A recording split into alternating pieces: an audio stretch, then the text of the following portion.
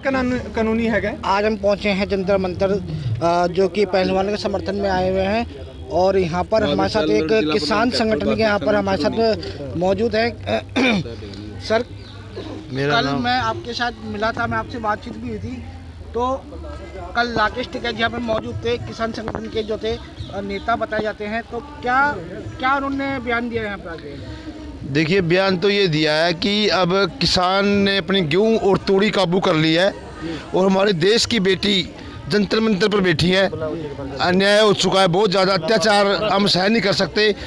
देश में जो फसल पककर तैयार हुई थी, अब ये पहले फसल की लड़ाई थी, अब बेटी बचाओ की लड़ाई है।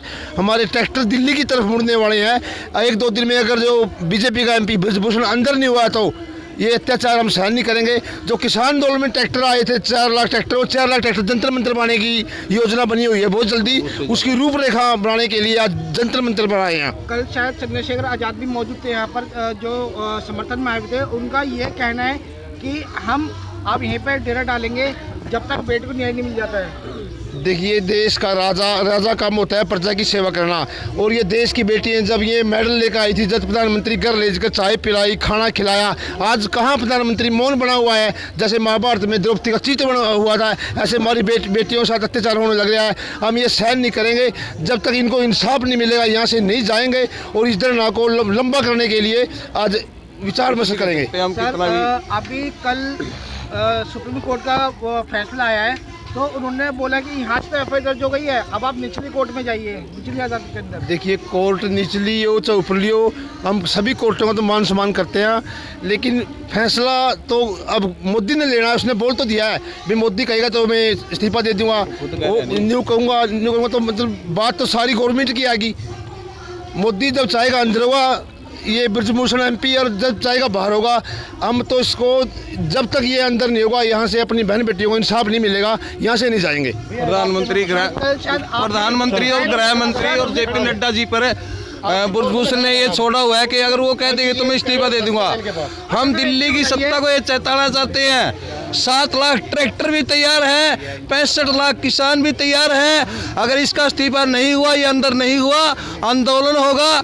जैसे हमारे बिजली पानी यहाँ काटे जाते हैं, हम इनके कनेक्शन वहाँ सड़कों से काटेंगे। हम बिल्कुल भी नहीं झुकेंगे और ना रुकेंगे। पहले भी सरकारों ने देखा है किसान क्या कर सकता है। अब 24 आने वाला है, अगर ये नहीं झुकेंगे तो 24 के अंदर इनके खटोले से उधेड़ने का काम करेगी भारत की जनता। बीजेपी सरकार कान खोल कर सुन ले। तो क्या ये बेटियां तो गलत बोल रही है? तो क्या 24 का मुद्दा बन चुका है? 24 का मुद्दा भी बन चुका है। ये बेटियों के मान सम्मान का मुद्दा पहले है। पहले इनको मान सम्मान दीजिए, इंसाफ दिलाइए बेटियों को। अरे ये देश की खिलाड़ी हैं, देश का गौरव है, और आप मौन बैठे हो। तब इनके साथ सेल्फियां लेते थे, अब इनके साथ। लेकिन मोदी जी कहते हैं बेटी बचाओ बेटी पढ़ाओ, क्या ये उनको ये कहना चाहिए कि बेटी पढ़ाओ और बेटी हमसे बचाओ, बेटी बीजेपी से बचाओ। उन्होंने ये कहना चाहिए, ये नहीं कि बेटी पढ़ाओ बेटी बचाओ। ये गलत नारा है। ये नारा था बेटी पढ़ाओ और बेटी बीजेपी वालों से बचाओ, आरएसएस वालों से बचाओ, गुंडों से बचाओ। बहुत बहुत शुक्रिया सर आपका। आप देख रहे हैं आज के बाद न्यूज़ चैनल, और हम पहुंचे यहाँ जनता मंतर जो कि पहलवानों के समर्थन में आए हुए हैं, और हमारे साथ दिल्ली यूनिवर्सिटी के छात्र हैं, वो हमारे साथ मौजूद हैं। सर, ये कल जिस तरह से बेटियों के साथ इनके साथ जो वो किया गया है दुर्व्यवहार, क्या कहेंगे इस पर? मैं बस इस पर यही कहना चाहता हूं कि आज हमारे देश के सभी युवाओं से मेरा अनुरोध है कि जिस प्रकार इन देश की बेटियों ने देश का नाम ऊंचा किया है, देश के झंडे को विश्व में लहराया है, उसी प्रकार हमें इनके साथ आना चाहिए और इनको भी न्याय दिलाना चाहिए, और हमें इनका मान सम्मान गौरव बढ़ाना चाहिए जैसे इन्होंने देश का गौरव बढ़ाया है। और मैं अपने सभी देशवासियों से यह विनती करना चाहता हूं कि कृपया इस मुद्दे को राजनीति से ना जोड़िए। ये मुद्दा राजनीति से कहीं अलग है। ये मुद्दा हमारा खेल का है, इसको खेल तक ही सीमित रहने दीजिए और हमारे देश के सभी खिलाड़ियों को न्याय दिलाइए। चंद्रशेखर आज़ाद जी मौजूद थे यहाँ पर समर्थन के अंदर, तो उन्होंने बयान दिया यहाँ पे आके कि हम जो है यहीं पे अपना डेरा डालेंगे बेटियों को न्याय दिलाने के लिए। जैसा कि आप सब जानते हैं कि चंद्रशेखर रावण जी जो है दलित नेता हैं और मैं जहां तक मेरा ये मानना है कि अगर वो आए और बेटियों के समर्थन में आंदोलन किए तो इससे काफ़ी प्रभाव पड़ेगा। अगर वो इसको राजनीति से ना जोड़ के अगर इसको देश की बेटियों के हक के लिए लड़ाई लड़ना चाहते हो तो ये बहुत ही अच्छी बात है और उनको ज़रूर न्याय मिलेगा, मुझे पूरा अंदेशा है। कल बबीता फोगाट और उनके हस्बैंड को जो है डिटेन कर लिया गया है, वो यहाँ पर समर्थन में आ रहे थे, बेटियों के समर्थन में आ रहे थे। देखिए, जैसा कि आपने डिटेन की बात की तो बबीता जी ने भी देश के लिए पदक जीते हैं और उनको अगर गिरफ्तार किया जा रहा है तो ये बहुत ही शर्मनाक बात है, पहली बात तो ये। और इसके साथ साथ उनको डिटेन करने के पीछे सबसे बड़ी चाल यही है सरकार की कि इस आंदोलन को ख़त्म किया जाए, इनको डराया जाए, धमकाया जाए, किसी प्रकार से इनको यहाँ से हटाया जाए। पहले यहाँ पे इनका पानी बंद कर दिया गया, खाने के लिए इनको नहीं दिया गया और यहाँ की जो है बिजली भी काट दी गई थी। तो क्या अब वो यहाँ पर दोबारा जुड़ गई है या फिर ये दोबारा काट दी गई है यहाँ से? जी, जैसा मैंने बोला कि इनको बस डराया जा रहा है, धमकाया जा रहा है, परेशान किया जा रहा है ताकि ये यहाँ से अपना धरना प्रदर्शन ख़त्म कर दें, आंदोलन ख़त्म कर दें और सरकार को जो है आगे चुनाव की तैयारी में सरकार जुट जाए। मगर मेरा यही मानना है कि ये नहीं हटेंगे क्योंकि ये पहलवान हैं, इन्होंने देश के विश्व के कुछ प्रमुख लोगों को चित किया है और ये सरकार को जरूर चित करके रहेंगे। कल सुप्रीम कोर्ट का बयान आया है, वो कह रहे हैं कि हमारी तरफ से एफआईआर दर्ज हो गई है, अब आप निचली अदालत में जा सकते हैं। देखिए, ये भारत एक लोकतांत्रिक देश और लोकतांत्रिक देश में जो है सरकार की एक बहुत बड़ी भूमिका रहती है इन सब चीज़ों में आने की और न्याय दिलाने की।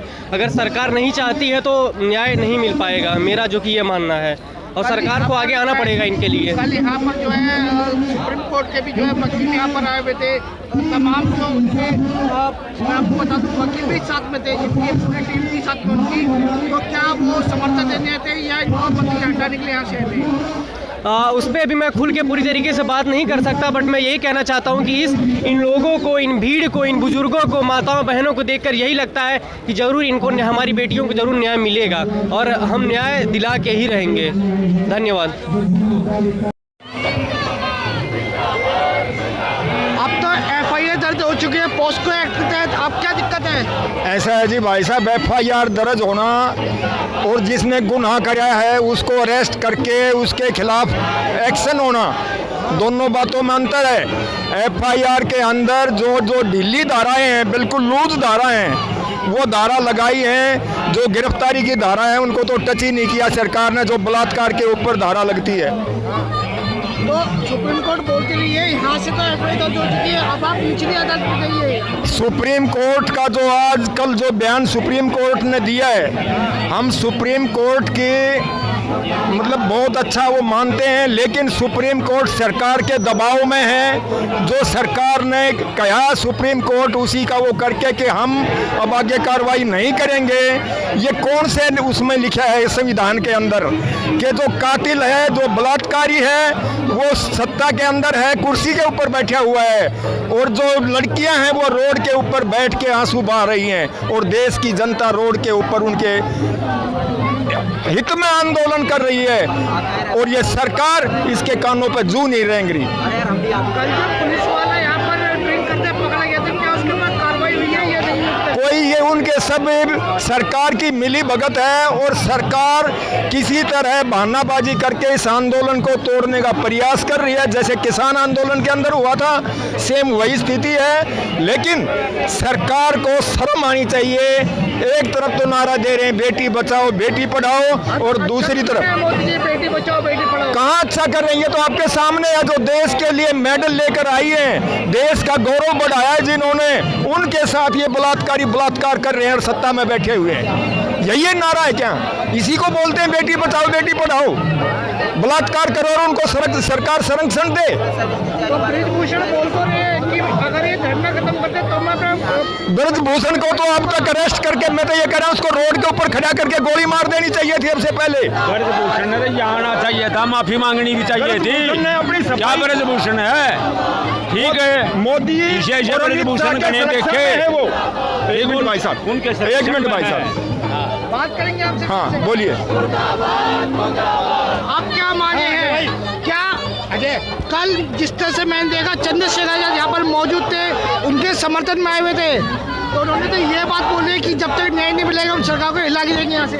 तमाम देश की जनता, छोड़िए औरों को, तमाम देश की जनता जब तक न्याय नहीं मिलेगा, ठीक उसी नक्शे कदम पे जो किसान आंदोलन के अंदर हुआ था, जब तक मोदी ने देश के किसानों से माफी नहीं मांगी और काले कानून को वापस नहीं लिया, ठीक उसी तरह जब तक इन बेटियों के साथ जो अन्याय और बलात्कार किया है उनको सजा नहीं हो जाती, गिरफ्तार नहीं हो जाते, जब तक ये आंदोलन जारी रहेगा।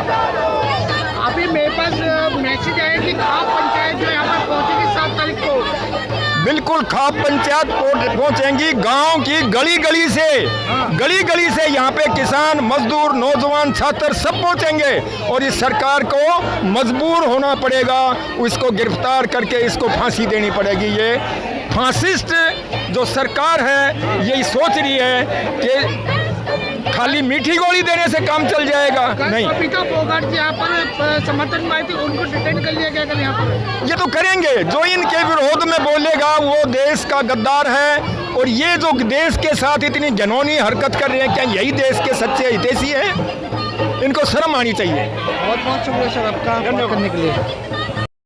FIR दर्ज हो चुकी है पॉस्को एक्ट के तहत, अब क्या मांगे आप लोगों की?